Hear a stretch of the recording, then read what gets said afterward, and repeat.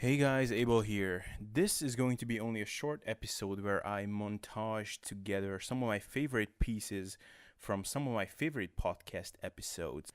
So, specifically, we will hear a few short clips from my interviews with Borge Fagerli, Danny Lennon, and Eric Helms, whom I all respect greatly and have had the honor talking to. I typically ask my guests at the end of the interviews about things related to their outlook and mindset on life in general, and it's quite rare that I get kind of a no response, like, well, I don't know, dude, I just live my life, I have no philosophy in life whatsoever.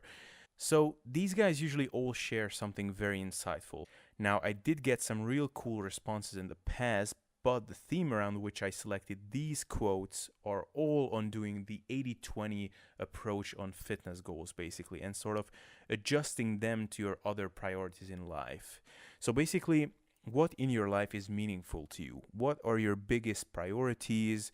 And what are the things that make you happier or make your life richer? Okay, so for you, it's going out for drinks with your friends on Saturday evenings. Okay, then maybe you should do that.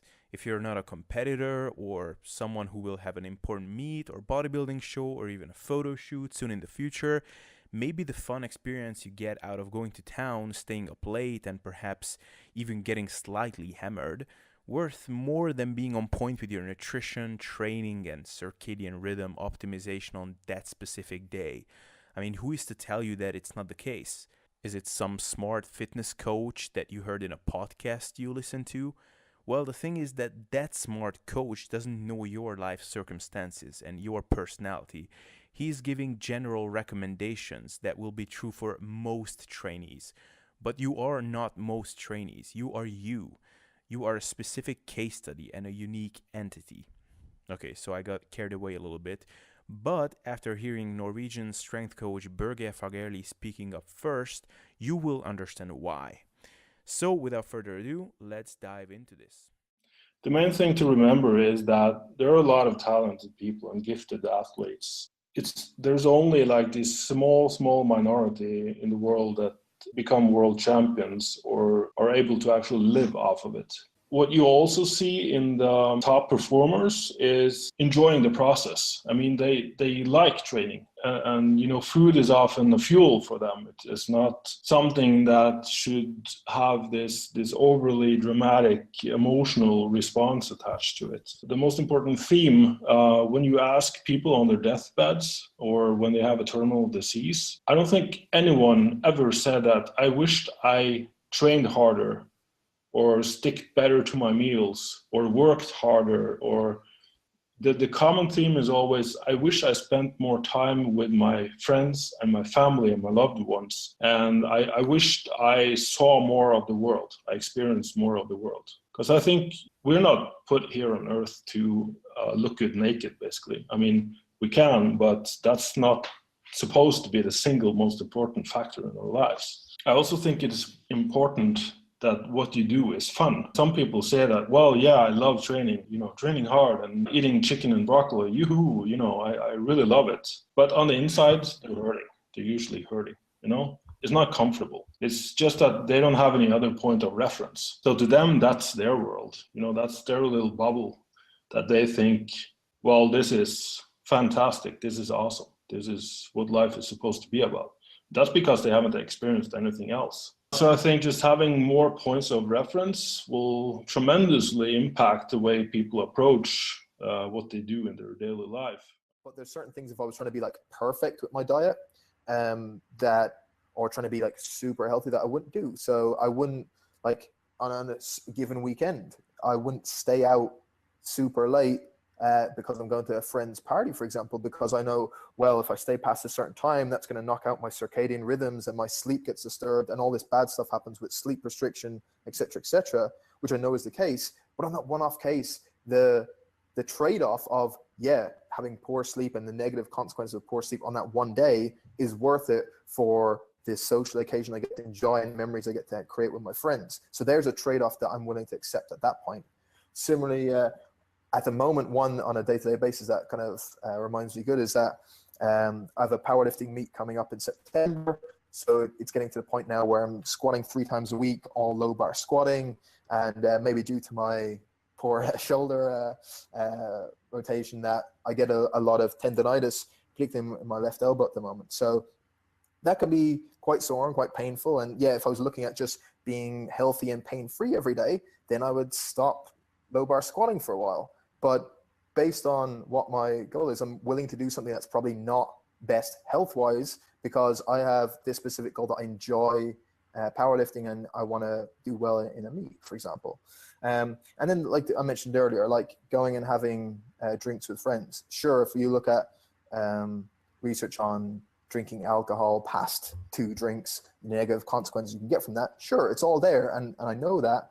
But on the flip side, I would say to people, don't discount the other things that can potentially be beneficial for your health, like the psychological effects of it being able to relax you, you enjoy things, you have a good time with friends and family.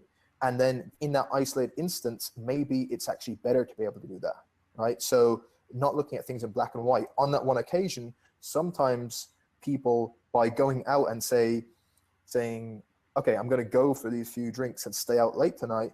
Yeah, maybe if you look at some of the changes while it's happening, physiologically it might not be good, but overall it might actually be a good thing for the health, just for the psychological relief that it gives that person.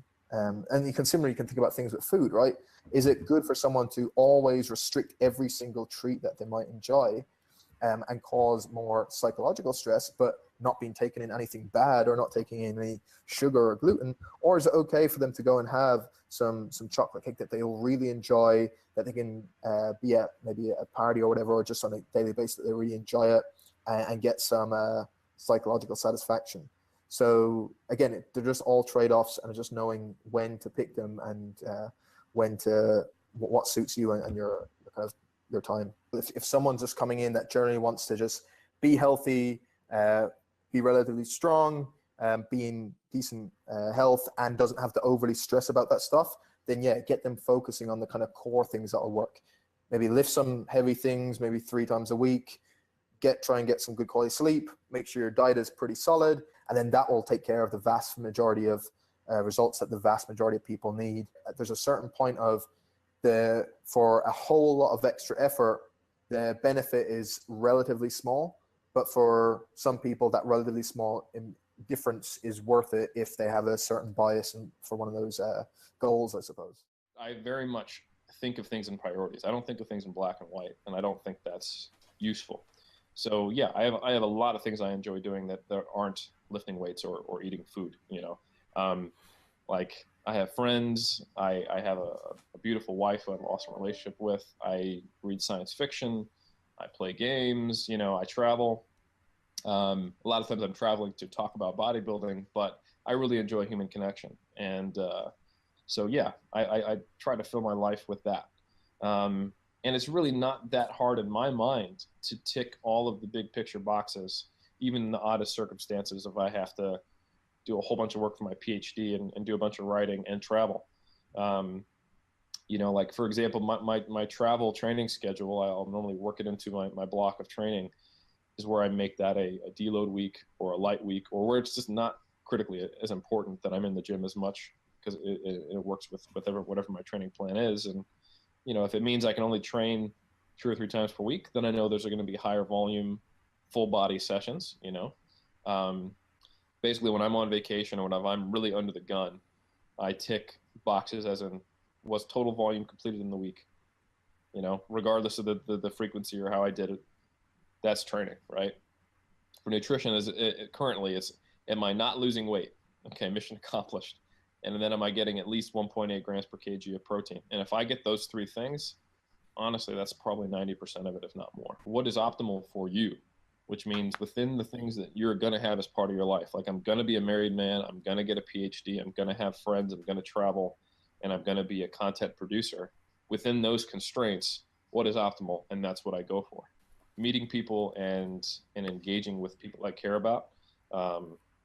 Getting new experiences outside of the way I currently see the world. So that means traveling, living in a foreign country, doing things like that.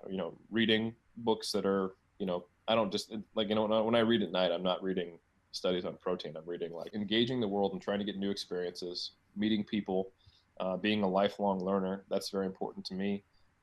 Traveling, and trying to not be a static person. Like growing emotionally, I think is something that I'm always trying to do, and probably more important than all of that is making a positive, meaningful contribution to the world in the way that I can. I mean, not that bodybuilding is the world; it really isn't, but it's something that people do, and if I can make people healthier and happier, or help them to be healthier and happier in their lives while doing it, then that's kind of mission accomplished for me. So Alright, guys, I hope you enjoy this.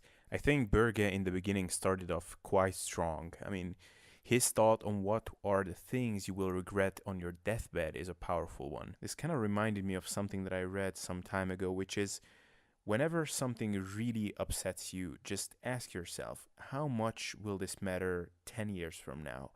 And more often than not, the answer is it will have pretty much zero significance. Now, surely some troubles in life unfortunately pass this test, but when it comes to things like I didn't have a PR in the gym today or I went over my macros, I mean, how much will these matter in 10 years' time?